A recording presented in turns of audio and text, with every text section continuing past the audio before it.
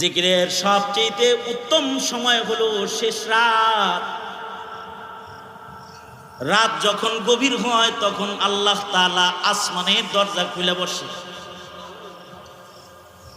আর আল্লাহ তাআলা ডাকতে থাকে, আলা মিন মুস্তাগফিরিন,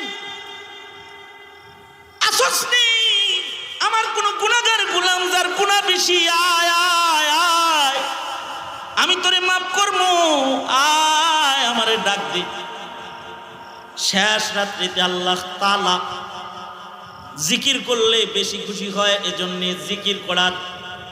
জিকিরের সবক আদায় করে জিকির করার উত্তম সময় হলো শেষ রাত। এই কারণেই আমাদের নবীর উপরে শেষ রাত্রি বেলায় ঘুমানো হারাম ছিল।